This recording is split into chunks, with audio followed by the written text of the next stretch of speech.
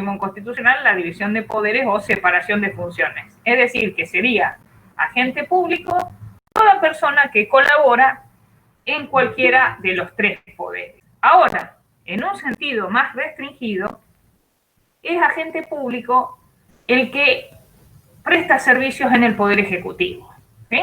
Acuérdense que, si bien, siguiendo la Constitución Nacional, el presidente sería el Poder Ejecutivo y se sostiene que es unipersonal el Poder Ejecutivo. ¿Por qué? Porque está a cargo de una sola persona. Generalmente, el Poder Ejecutivo, que a veces se dice PEN por las siglas, Poder Ejecutivo Nacional, el PEN, siempre es bueno decir qué significan las siglas. Uno a veces en un congreso y hablan de una sigla y uno no dice qué estarán hablando.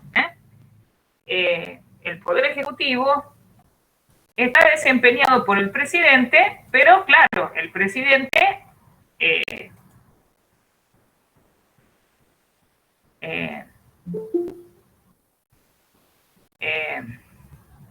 tenemos el presidente como cabeza de un triángulo enorme donde se da una jerarquía.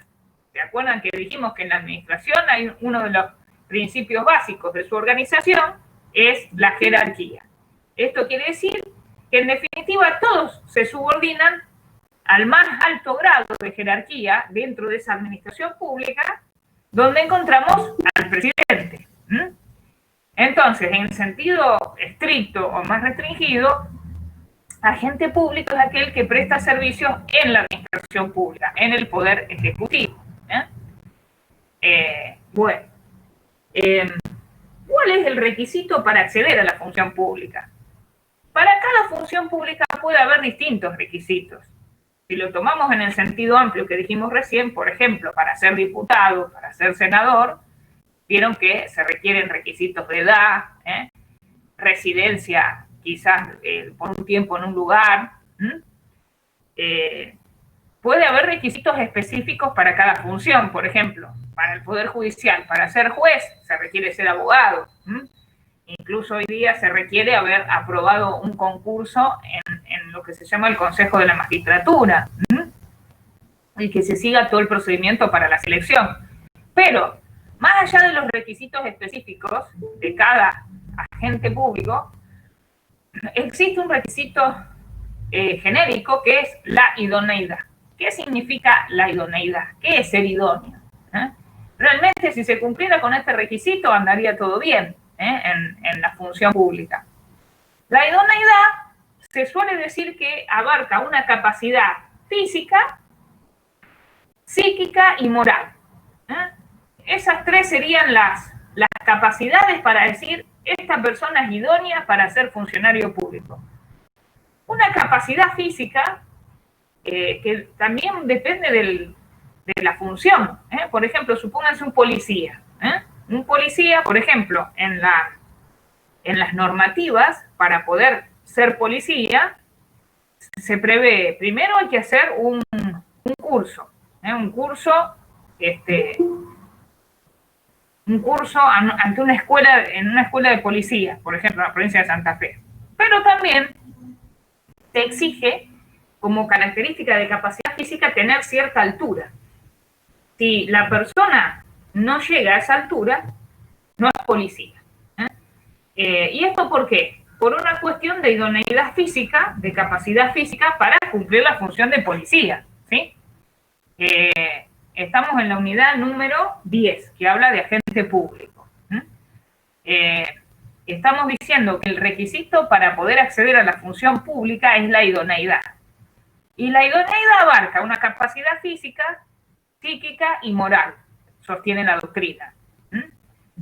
Ejemplo de capacidad física, estamos diciendo que para poder, por ejemplo, una vez había un caso de una chica que quería ser policía, ya de chiquita, de bebé, decía, quiero ser policía. Vieron que hay gente que ya tiene la vocación de chiquitito. Vieron que los padres siempre preguntan, ¿qué vas a hacer vos? Los padres siempre estamos pensando qué será de nuestros hijos. Y hay hijos que dicen, voy a ser contador, oh, qué bien, voy a ser licenciado, voy a ser médico, voy a ser abogado. Mi hija, la más chica, Olivia, la que tiene 13 años, Yo desde que es bebé la tengo UPA mirando programas políticos, porque a mí me gusta mucho la política, y ella ya la tiene clara. ¿Saben qué va a hacer ella? Camionera y sindicalista. Ya la tiene clara, dice, no, mamá, yo no voy a estudiar, encima es gordita, tiene pinta, viste, sindicalista brava, yo voy a ser camionera y sindicalista. Dice que justo cuando ella se recibe del secundario, yo me jubilo, compramos el camión y nos vamos juntas a recorrer la República. Yo le voy llevando mate y ya dice que va. La más grande les conté, sigue psicología, tercer año y ya me diagnosticó. Conté ya, no podemos pelear más porque yo tengo una enfermedad en mis neuronas. Así que, bueno. Pero volviendo, ¿no es cierto? Esta chica que les digo, el bebé decía, quiero ser policía, hace el curso para ser policía cuando ya es grande y cuando se va a medir, hay como un acto solemne para medir las estaturas, no llegaba por unos milímetros. La chica súper legal, justiciera, se sintió muy mal, dijo, uy, no se va a poder cumplir mi sueño, mi vocación, no llego a la estatura que dice la normativa. Triste, pero muy atada a todo lo que sea leyes, veía que ya era imposible lograr su vocación. Pero aquí que cuando sale de donde medían, un policía la llama y le dice, ¿cómo te dio la medición? No, me faltan unos milímetros. Y este le dice, mira, por unos mangos cambiamos la medición. ¡Oh! ¡Qué lío que se armó! Hizo una denuncia, se armó la de San Quintín, se descubrió una organización que cambiaba las alturas, fíjense, estamos hablando de ingreso a la policía, y finalmente, acudiendo a una pauta de razonabilidad, teniendo en cuenta que eran unos milímetros nada más, se permitió su acceso y se consideró que era idónea para cumplir la función. ¿Qué le quiero significar? Que la idoneidad depende de cada caso, depende de cada caso. Hablamos de capacidad física, de capacidad psíquica. Yo, por ejemplo, cuando entré a la facultad me tenía que ir a revisar por un psiquiatra y no fui, por eso estoy aquí. Si me hubieran revisado, nunca estaría dando clases, cualquier día me van a mandar a revisar. Y capacidad moral, ¿qué les puedo decir a mi edad de la moralidad? Van a decir, esta vieja, Habría que empezar a analizar filosóficamente si existen valores éticos perpetuos o si la moral cambia con el transcurso del tiempo. ¿Hay valores morales inmutables en la eternidad o puede que cambien esos valores? Se los dejo a ustedes para que lo piensen, pero en la doctrina se sostiene que el idóneo tiene estos tres requisitos. Si no, no puede acceder a la función pública. Por ejemplo, supónganse, por una cuestión de moral, el funcionario nunca debería aceptar ningún regalo de un particular. Y vieron que a veces pasa que en una repartición pública tratan tan bien que uno le lleva, de buena fe le lleva unos bombones, le lleva un vinito al funcionario, muchas gracias, qué bien que me atendió, cuando en realidad debería ser lo normal, porque el funcionario es nuestro servidor, debería siempre cumplir bien su función y eso hace a la idoneidad. ¿Cuáles son los derechos y deberes de los agentes? Se puede hacer un parangón muy parecido al laboral. Qué bueno que hoy veo gente, la veo a Virginia, a Agos y a David. Qué alegría. Bueno, si alguien más quiere abrir cámara, no hay problema, si están despeinados, yo les gano a todos. Miren cómo tengo estos rulos, y aparte no estoy yendo a la peluquería por el virus, así que nadie va a tener mi porra seguro en esta clase. No creo, que bueno. Estábamos diciendo derechos y deberes. Hay una serie de derechos y deberes parecido a lo laboral. Incluso por ahí el que no estudia en el examen oral acá cacha la guitarra y empieza a decir qué derechos puede tener. Vieron que de los derechos siempre nos gusta hablar. Tiene derecho a un sueldo, salvo cuando a veces hay algunos funcionarios que se nombran ad honorem. Por ejemplo, yo cuando ingresé a dar clases al principio, en la Facultad de Derecho me habían nombrado ad honorem, o sea, sin una retribución. Si acepta el agente, está bien. Tiene derecho a descanso, tiene derecho a vacaciones, tiene derecho a jubilarse a cierta edad, hay que ver qué dice el estatuto del personal, según la repartición donde esté. Pero hay un derecho muy, muy importante, que es el derecho a la estabilidad. Todo el mundo dice, che, entró está la función pública, que goza de estabilidad. Oh, la estabilidad, no te mueve más nadie. Dale, metete en la municipalidad, metete en tal lado, hacer todo para entrar.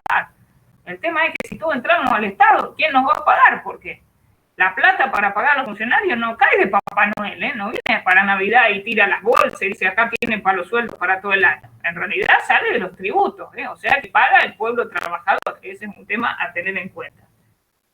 ¿Qué significa la estabilidad como derecho? Derecho muy importante. La estabilidad significa que el funcionario no puede ser removido de su cargo salvo que se le aplique una sanción, ¿sí?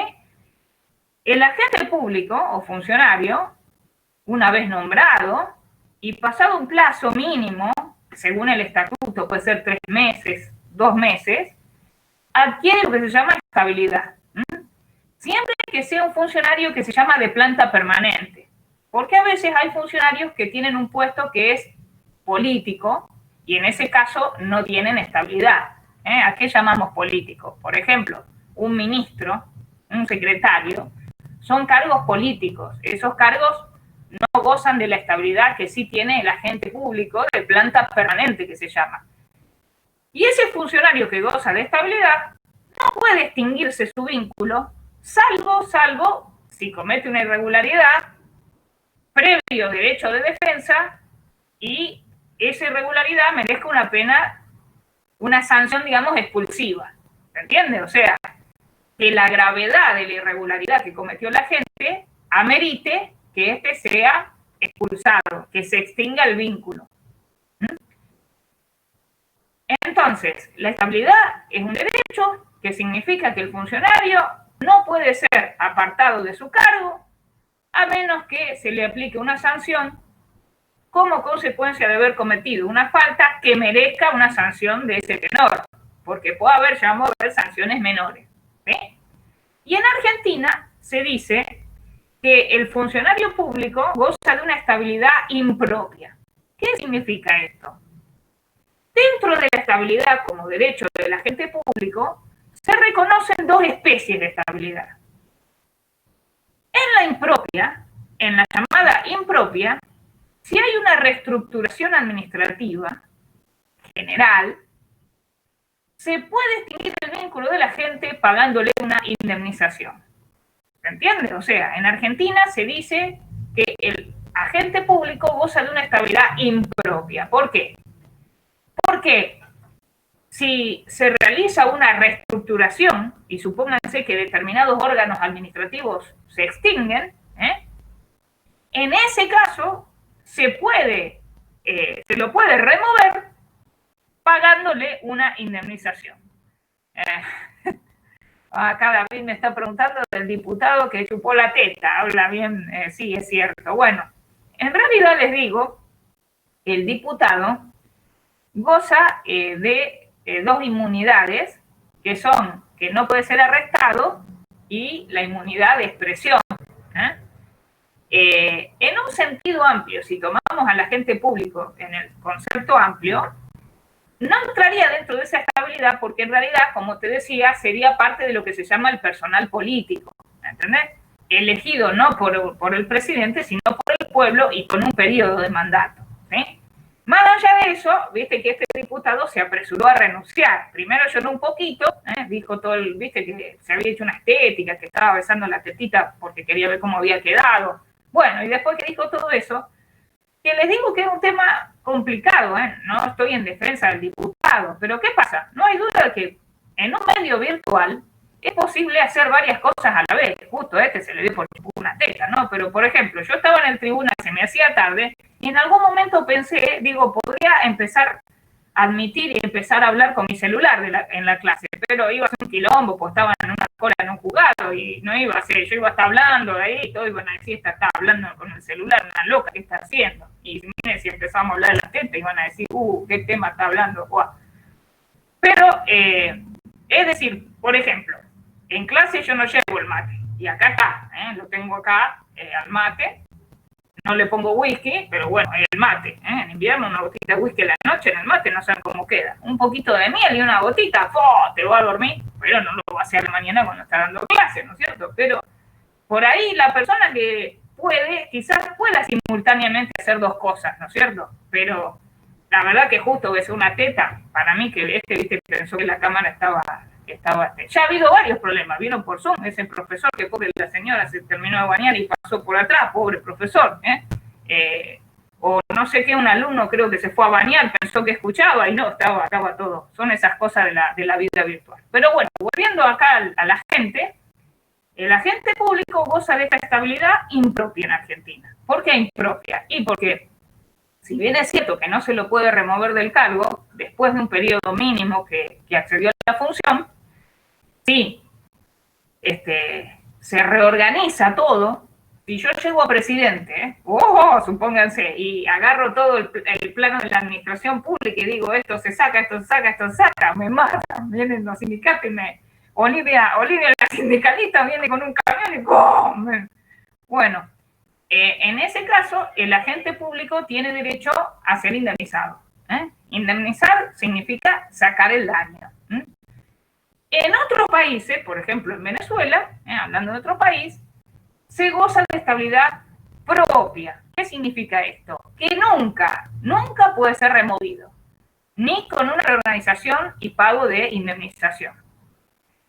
Y en la doctrina se discute por qué goza de estabilidad la gente. Algunos dicen, ¿por qué el agente público tiene este derecho de que no puede ser removido?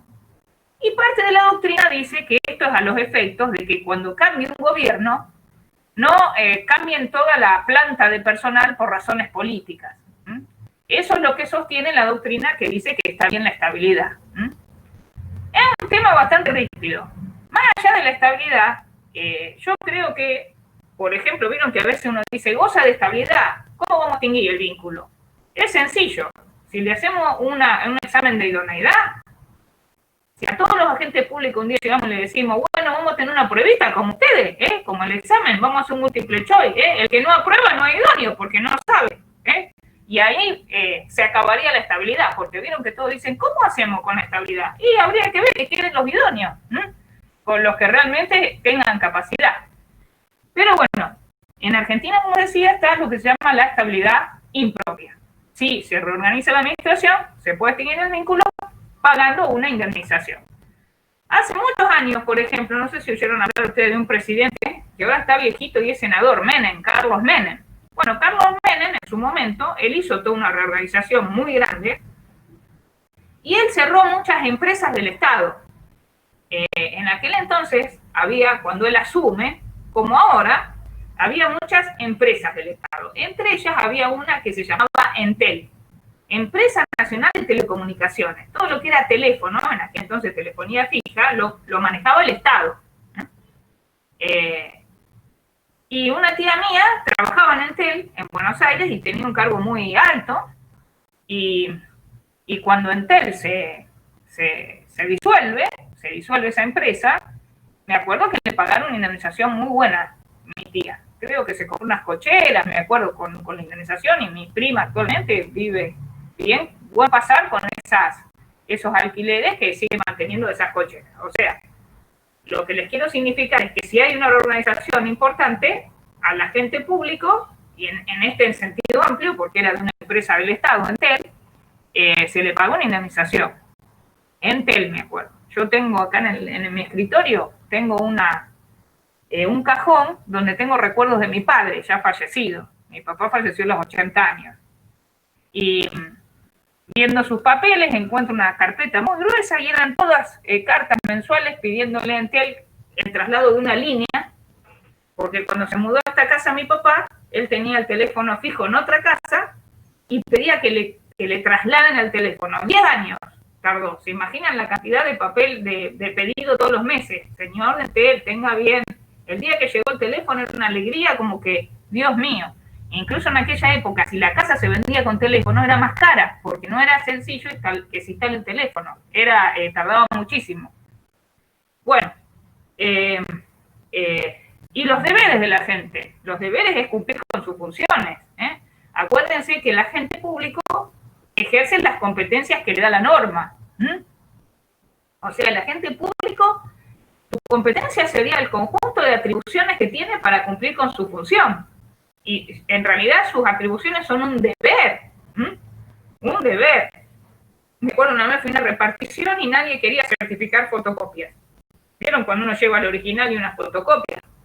Ninguno quería. Bueno, le digo, llame al superior jerárquico, ¿cómo no va a haber nadie? En realidad mi cliente no tenía mucha plata para certificar, porque uno si va al tribunal le certifica copias, pero tenía que acreditar el pago de unas tasas y tenía el original y las copias. Y nadie. Por ahí viene uno y dice, bueno, está bien, te voy a poner es copia fiel. Y no revisó los originales, ¿entienden? O sea, lo primero que tiene que hacer el que certifica es verificar que la copia es igual al original. Si no, puede estar certificando algo apócrifo. Certificó todo y no miró el original. Y yo decía, no quieren ejercer la competencia y cuando la ejercen mal. Ay, Dios mío, qué barbaridad. Entonces, ¿y qué es la ética en la función pública? De la ética se habla mucho. Hay congresos, el tema ética ha estado muy de moda. En un tiempo se hablaba de la ética en la función pública, de la ética de la gente. Yo les digo la verdad, personalmente, yo pienso que el tema ética se mama mucho en la casa. Los valores éticos, el no robar, el no hurtar, el respetar al prójimo, no hay duda que vienen de la casa. Yo creo que los primeros que inculcan la ética, no hay duda que son los padres. Pero más allá de eso, se han dictado normas. Incluso, acá no está en el programa y yo ahora no tuve tiempo de repasar, perdón, hay una ley nacional de ética pública del funcionario. No recuerdo el número, pero si ustedes ponen en el buscador les va a salir. Y en esa ley lo que se hace es establecer ciertos principios que hacen a la ética del funcionario. Como por ejemplo, supónganse, si un funcionario trabaja en una repartición, como les decía, no puede recibir regalos o dádivas de una empresa que esté involucrada en esa repartición. Ejemplo, supónganse que una persona trabaja en la sección habilitaciones de comercio en la Municipalidad de Rosario. Vieron que si uno quiere habilitar un comercio, uno tiene que ir a la municipalidad, presentar los planos, mostrar que ese comercio, según el ramo de que se trate, reúne ciertas condiciones. Por ejemplo, acá en Rosario se vigila mucho el tema para... Vieron, ahora no están funcionan como restaurantes, pero salones de fiestas. Tienen que tener determinadas salidas, tienen que tener incineradores, tienen que tener unas luces de emergencia por si se corta la luz. Todo eso está reglamentado para proteger la seguridad de los habitantes. Es razonable esas reglamentaciones. Ahora, imagínense que uno que está pidiendo la habilitación de un comercio, al inspector que va a verificar que esté todo en orden, le regala un auto. Hipótesis. Ese funcionario que le va a decir, uy, muchas gracias, justo el Jeep que quería yo, el Renegade de color bordeaux, qué espectacular. O le va a decir, no, mire, por ética pública. ¿Qué le dirá? Wow. Eso, acá Sol me pone 25.188, exactamente. No hace falta que sepan toda la ley. Con leer los primeros 2-3 artículos donde justamente se habla de ciertas injerencias que denotarían un obrar antiético de un funcionario, ¿sí? Que se da en realidad en el sentido amplio. Un juez, por ejemplo, un juez no puede recibir una joya de una de las partes, un regalo, porque eso denotaría que es antiético. Un profesor que le regalen uno le hace un regalo a los alumnos. Me acuerdo una vez, hace muchos años, yo me había enfermado de neumonía y venía un examen y unos alumnos estaban, en aquel entonces no había estos medios, estaban buscando unos apuntes, unas unidades, y yo, bueno, un poco con todo, ya se me dio la fiebre, vinieron aquí las alumnas y yo le di 3 alumnas, les di lo que estaban buscando, el material. Y no va que estas alumnas rindieron, habían aprobado y se fijaron en ahí está mi título, dice el día del cumpleaños el título. Sabían ustedes, ¿no? Que en su título va a decir el día del cumpleaños. Mi tía, les conté, mi tía Carmen, le había puesto una escarapela en el vídeo porque dice el año que uno se nació. Y fueron tan amables porque ese año, después que habían rendido, el día de mi cumpleaños me trajeron un regalo. Qué amable. Bueno, ahí no se daría la antiética porque ya habían rendido, ¿me entienden? Distinto sería que están por rendir y dicen, hola, profe, le traje un dulce de leche, es San Ignacio, es por de ese que viene, ¿vieron el que viene el que viene lindo? A mí me gusta el que viene en cartón, Y yo diría, ay, si acepto esto quedo como antiética, pero oh, cómo me gusta el dulce de leche, lo pensaría. Ese qué rico cartón, a la noche una cucharita, yo digo una cucharita, otra, y me lo bajo entero. Bueno, y esto hace a la ética del funcionario. Y tenemos la responsabilidad, la responsabilidad de la gente. El agente es responsable por sus actos y también por sus omisiones. ¿Qué implica ser responsable? La responsabilidad implica asumir las consecuencias de una acción o de una omisión a veces. Por ejemplo, ustedes omiten estudiar esta unidad y justo les tocan el examen. Uno dice, esta no me va a tocar, qué aburrida. Suele pasar con la última, que uno dice, ya me estudié todo, qué plomazo esta materia. Acá no me lo van a decir porque quieren aprobar. Dicen, no, qué linda materia, me gusta mucho. Pero en el fondo ustedes, si yo tuviera un lector de pensamiento, qué materia de porquería. Bueno, llegan a la última unidad, están recansados y dicen, ¿qué me va a tocar? Dios me va a ayudar, esta no la veo, ya estudié todo y van y ¡pum! Encima, a veces cuando se dan bolillas hacen así, que yo digo, disimulá, ¿viste? O se dan vuelta y le hacen así a los otros. No, vos ya estás jugado ahí, al contrario, si sale una que uno no sabe, así como diciendo, sé todo, uno nunca sabe lo que puede pasar en el examen, Capaz que va bien la otra bolilla y esa uno dice, bueno, una sola preguntita, En realidad lo mejor es estudiar todo para no tener lío. Bueno, pero la responsabilidad de la gente implica asumir las consecuencias. Por ejemplo, un mismo hecho puede generar distintas especies de responsabilidad. ¿Se entiende? Un mismo hecho puede generar distintas responsabilidades. Y eso no viola el principio de derecho penal que dice que nadie puede ser perseguido más de una vez por un delito. Vieron que hay un principio, el non bis in idem, se dice en latín. ¿Qué quiere decir esto? Si a una persona se le imputa un delito, solamente se le puede una vez enjuiciar. Con todas las etapas de ese juicio.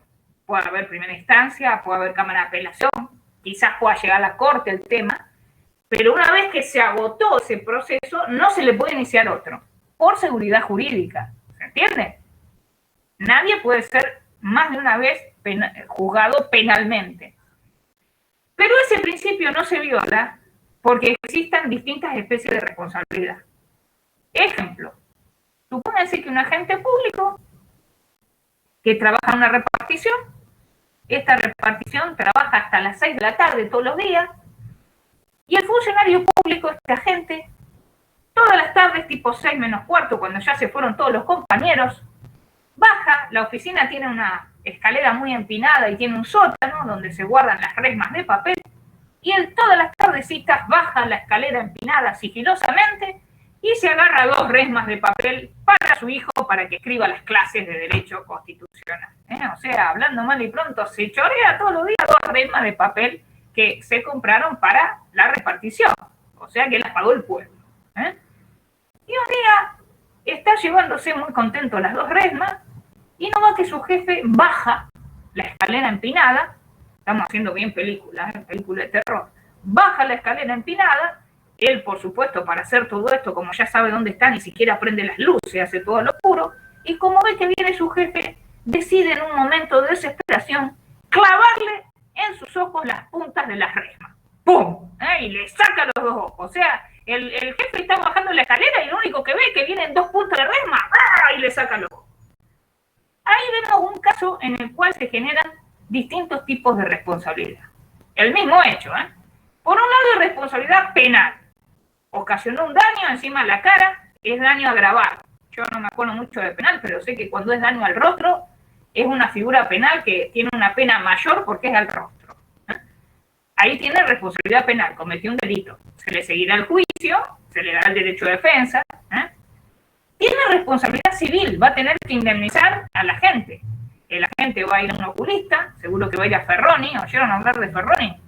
Uno de los oculistas más caros de Rosario. Yo una vez fui y me hice todos los estudios a ver si me podía operar mi miopía, astigmatismo y otra cosa más que tengo, que no me acuerdo, tengo 3 cosas.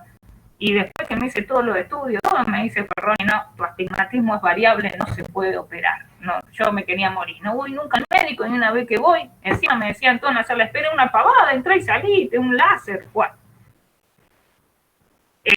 Ferroni le va a cobrar bastante, cobra buenos honorarios, es muy, muy famoso, le va a tener que pagar la reconstrucción de los ojos. Y responsabilidad administrativa. ¿Por qué? Porque no cumplió con sus deberes, ha cometido una falta y merece una sanción. Se le va a seguir un procedimiento en sede administrativa que se llama sumario. Justamente se le llama sumario al procedimiento para determinar si un agente ha cometido o no una falta y en su caso aplicar una sanción. Sanción que debe guardar proporción con la falta. ¿Sí?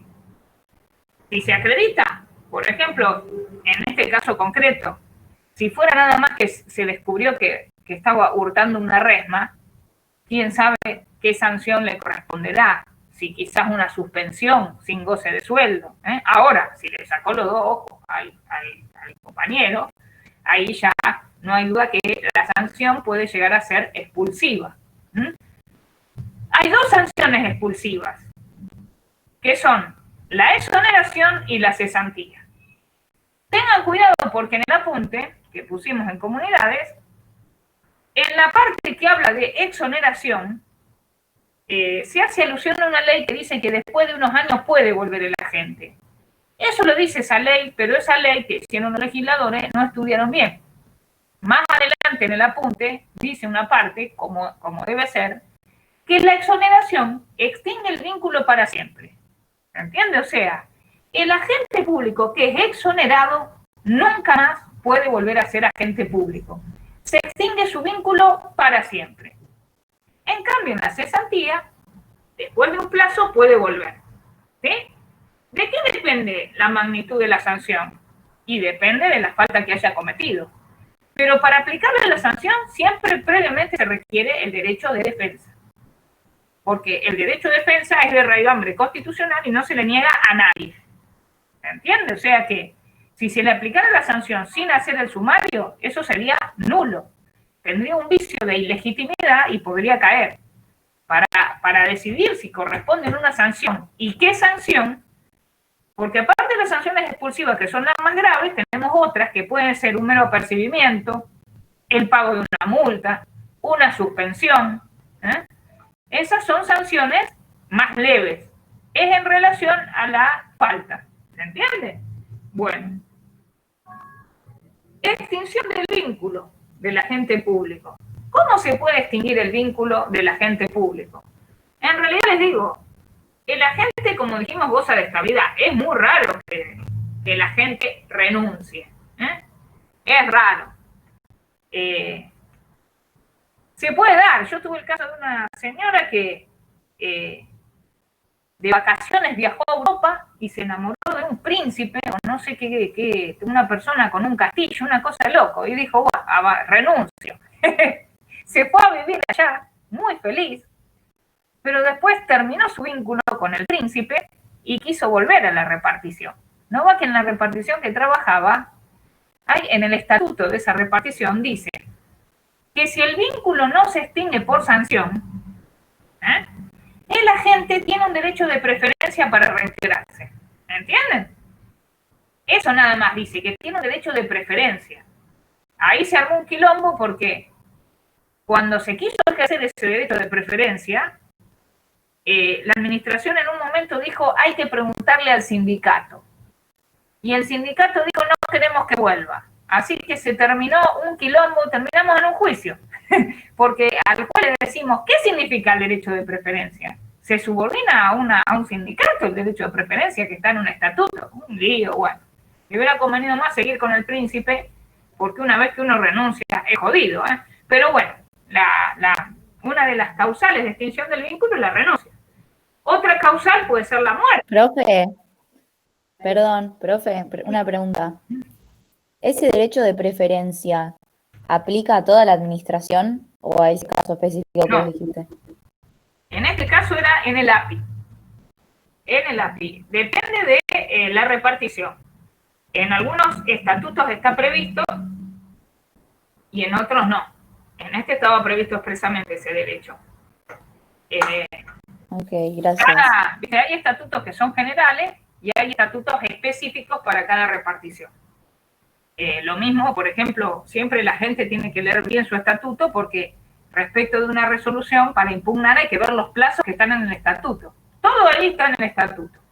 Por ejemplo, supónganse que un agente trabaja en una oficina, tiene la misma jerarquía de sus compañeros porque hay grados, vieron que dijimos que hay instancias o grados hasta llegar al presidente, y sus compañeros tienen la misma antigüedad, cumplen la misma función y ganan el doble.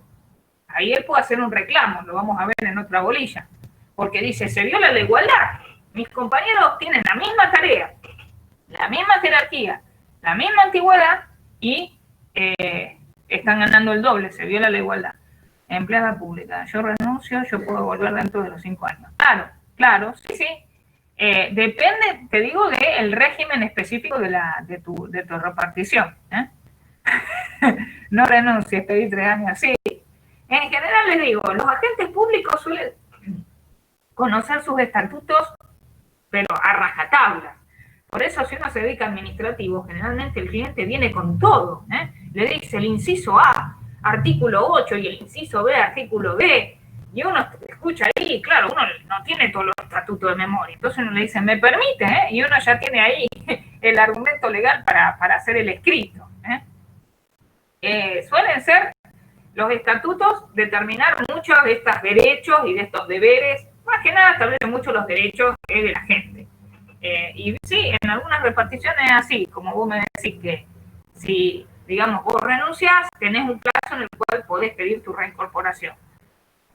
Pero hay todo un lío también, porque a veces se dictan normas que dicen, a partir de ahora solo se puede entrar por concurso, dice una norma. Y capaz que ese agente había ingresado no por concurso, y tiene el derecho de pedir su reingreso, y se dice, pucha, pero ahora choca con la normativa que obligatoriamente establece concurso. Se suelen armar algunos problemas jurídicos y bueno, muchas veces esto termina en un juicio. Por ejemplo, los que suelen tener muchos juicios siempre son los policías, porque suele pasar, por ejemplo, que dictan una norma que dice, bueno, a los policías que trabajan en la calle le vamos a dar un plus del 35% por el riesgo, pero después no lo pagan. Y pasan meses, y los policías dicen, che, lo van a pagar, vamos a ver. Y capaz que el policía se entera que se lo dieron a uno que está en administrativo, no en la calle, un lío, bueno, y después termina todo en un juicio. Bueno, bárbaro, ¿no? Si entraste por concurso, espectacular, Valeria, tenés la súper estabilidad.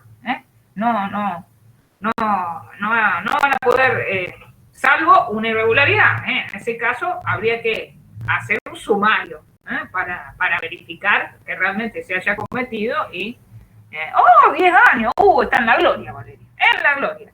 Bárbaro. Sí, está bárbaro. Bueno, decíamos la extinción, decíamos por muerte, el agente se jubila, va a pasar a la jubilación. Me acuerdo mi papá fallecido, por ejemplo, trabajaba en un banco, pero un banco estatal, el banco municipal. Y en un momento dado se modificó el régimen de jubilación y se pudo jubilar mucho más joven, fue un momento excepcional y dijo, me jubilo. Le faltaba poco para llegar a una de las jerarquías más altas, había hecho una carrera muy buena y yo le decía seguir porque sabía que en el grado superior tenía chofer. Y yo decía, ay, qué bueno, voy a tener chofer yo, pero no, se dijo, me jubilo, no lo pienso 2 veces y se jubiló. Bueno, y sabemos que puede haber, como dijimos antes, causales, mira, ingresa alguien cuando estamos por terminar la clase, causales extintivas a través de sanciones, que son la exoneración, como les decía, y la cesantía. Bueno, hasta aquí la bolilla de agente público, que realmente van a ver que es una bolilla que no les va a dar mayores complicaciones. Léanla del apunte. El otro día me estaban preguntando la modalidad del parcial. El parcial va a ser, miren, si ustedes estudian, les va a ir re bien. No tengan miedo porque va a ser una cosa sencilla para el que estudie. En el parcial ustedes van a tener 10 preguntas, de las cuales 7 van a ser teóricas y 3 van a ser casos prácticos. Esos casos prácticos no van a ser casos rebuscados ni capciosos, van a ser cosas groseras. Por ejemplo, supónganse, ¿a qué pueden aludir los casos prácticos? Pueden aludir a, ¿vieron en la unidad 3? El principio de legalidad tributaria, el principio de no confiscatoriedad. Puede aludir, todavía no lo vimos, sí, lo vimos, ya vimos todo constitucional, que es lo que estoy. ¿Vieron que hay 3 garantías? Habeas corpus, que protege la libertad corporal, amparo los otros derechos constitucionales, habeas data, los datos. Un caso práctico sobre eso, qué acción tengo que interponer para resguardar un derecho. O sea, los casos prácticos, pero miren, si alguien por ahí dice, sí, podemos ver casos prácticos en una clase, no hay ningún problema. Pero les digo más, si vieron que a veces hay gente que sabe mucho la teoría, pero cuando va al caso práctico es como que no le va bien. Con hacer bien la parte teórica prueban, porque tienen que sacarse 6, y son 7 teóricos. Los teóricos van a tener 5 opciones, y ustedes tienen que elegir una, ¿sí? Por eso, yo lo que les aconsejo es esto. Cuando ustedes ingresan al examen, ustedes leen cada consigna, cada pregunta, y lean bien las 5 opciones. ¿Entienden? O sea, por más que lean la primera y digan, ¿es esta? No. Léanlas, porque una vez que eligen, creo que no se puede, si ya cambian al siguiente ítem, no pueden modificar. ¿Entienden lo que les digo? O sea, tienen un solo intento. Entonces, tranquilos, porque van a tener tiempo. No, ustedes leen las opciones y eligen una, y pasan a la siguiente, ¿sí? Es así, va a ser así la metodología.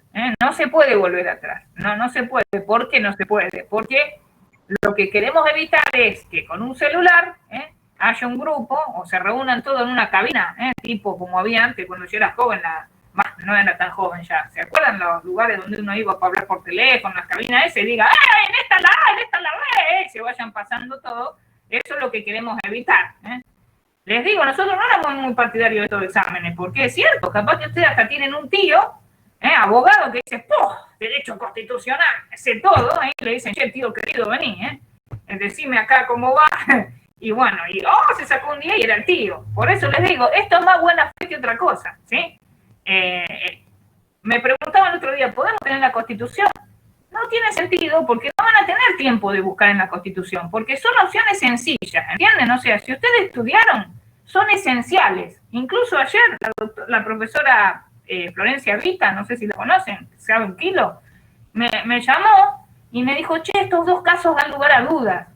Me parece que no es bueno ponerlos. O sea, estamos tratando de diseñar algo donde el que estudió le va a ir bien, ¿entienden? No, nada. Porque vieron que si uno hace esas cosas media rebuscadas, que el alumno dice, será la opción A, será la C, ¿cuál pongo? Eso es feo, Son opciones que el que estudió dice, esta, no hay duda, ¿sí? Ahora, el que no estudió, otro problema, El que no estudió hacia el tuntum, meto la C y me gano la lotería. Por eso les digo que estos exámenes son medios, Bueno.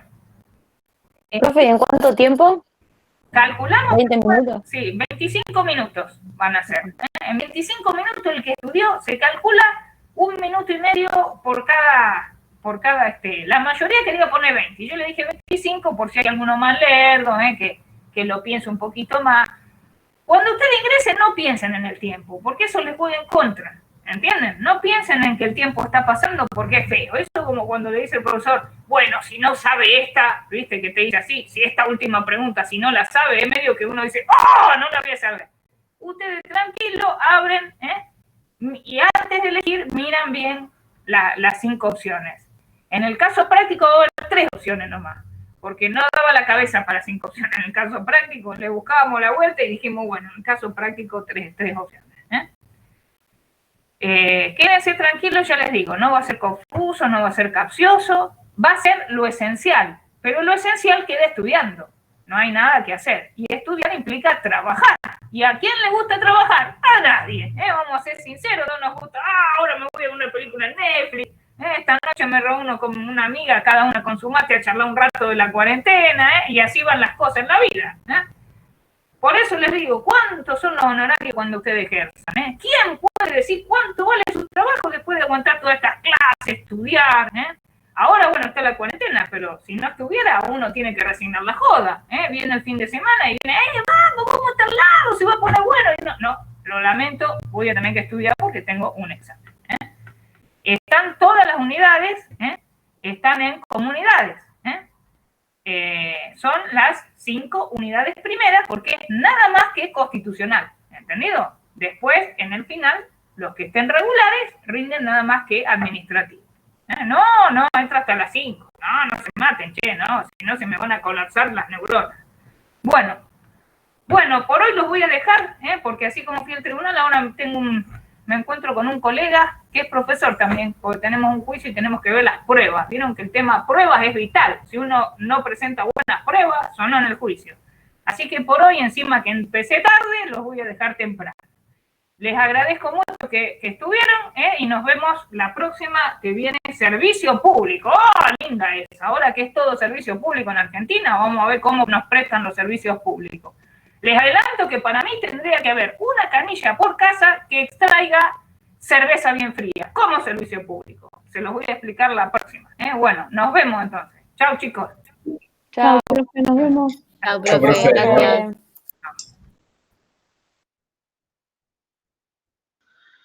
Chao, profe, gracias.